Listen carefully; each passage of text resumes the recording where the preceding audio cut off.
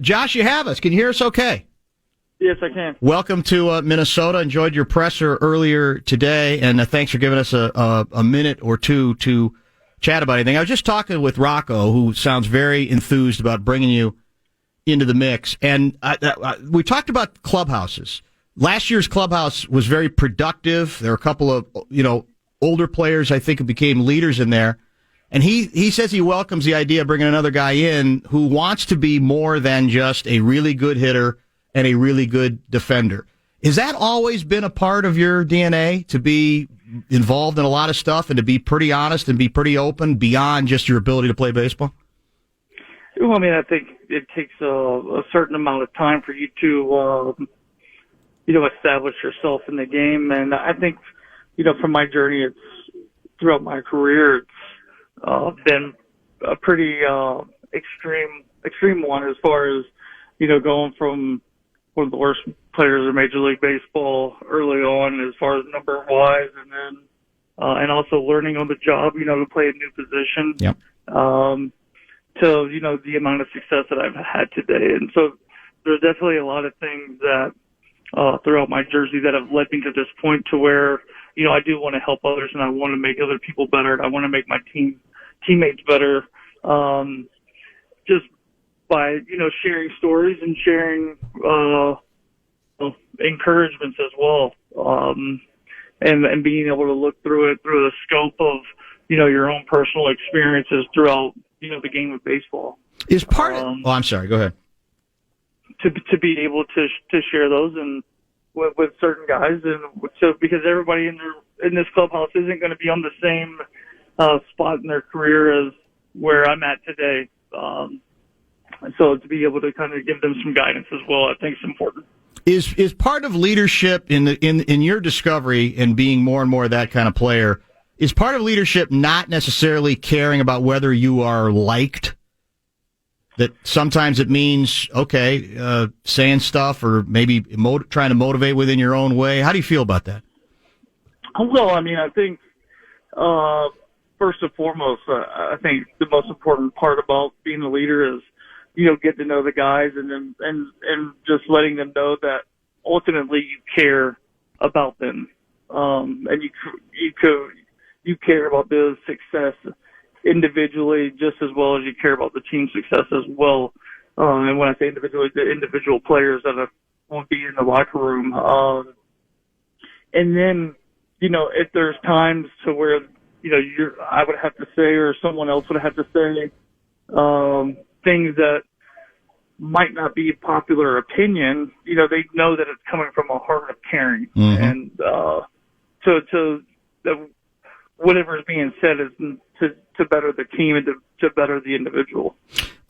There are competitive guys and there are competitive guys. Is the story true that you're so competitive that you've been known to bet your friends on whose luggage will come off the conveyor belt first?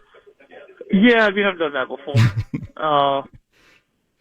So, I mean, it's, I try to win at a lot of different things. And I think anytime you're competing, you're having fun with it, so it makes time go by a little bit quicker. Well, you were also, I mean, you picked up a golf club, I'm told, really early. I think you were on, I read somewhere you were on a local TV show in Florida when you were 18 months old. Is that true? That's when I started playing. When I was on the show when I was like 3 or 4 years old, and I could, hit a golf ball about 150 yards at that age. Made my first birdie when I was 4, hold out from 100 yards, like true birdie. But it was, golf has always been a sport that I've enjoyed to play. You still play it, right? A lot. Yes, I do. In the off season when I get the opportunity. You meant Josh Donaldson is our guest, big presser today, making it official.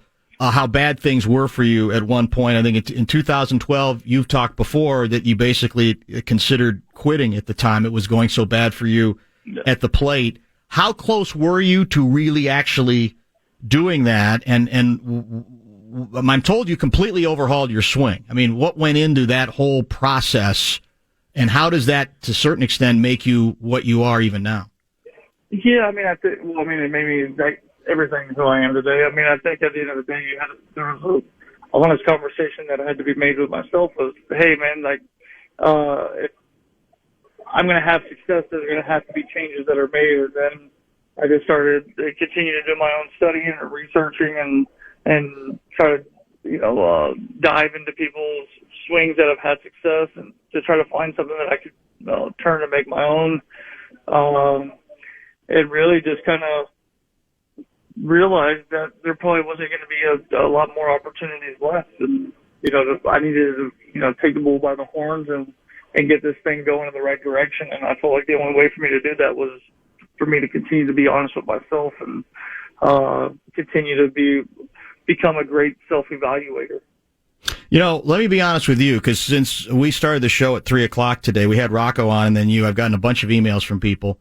And what they want to know most from you is, well, I hope and assume that Josh worked hard to get assurances that this team is going to leave no stone unturned to go ahead and add at least one more pitcher, because that's been the big story this whole offseason. Great lineup. We could use at least one more big-time pitcher. So when you're going through the process of deciding what you're going to do, is that part of your conversation? Is, okay, give me some idea about how aggressively you intend to try to get everything you can done to give the team and you, as a guy who wants to win, the best chance to do exactly that? Well, I think for me, ultimately, when I was evaluating, it's not up to me to put the team together. I'm not making those decisions, and nor do I want those decisions. I think at the end of the day, what I can look at is what do we have in the minor league system? What do we have at the big league system at the present moment? And I feel that there's definitely enough capable guys that go in there. I think when you look around the entire Major League Baseball, you could point to a lot of teams minus probably, the Yankees who just signed Garrett Cole and then the Houston Astros who have Justin Verlander. But there's a lot of guys and a lot of organizations that need a surefire number one. Who doesn't? And the Nationals that have, Scherzer and Strasburg. Yeah. There's a lot of teams that need that. That's not uncommon to have. And at the end of the day, that you hope that there's some young guys in there that are continue to develop and some guys that are even in the big league level that are continue to try to improve it as well. Does Marty Fish get a percentage? Oh, Marty definitely probably wants one. He's definitely been involved in this.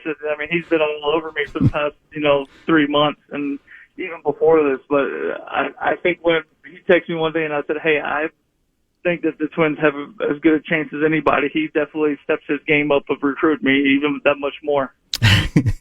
One last question outside of this signing. I'm curious, and I don't know if you spoke about this today or not or had a chance to. We know, baseball right now is in headlines for all the wrong reasons, obviously. The commissioner making the big move to attempt to address the cheating in Houston. It's kind of grown from there a little bit to Boston and even to New York.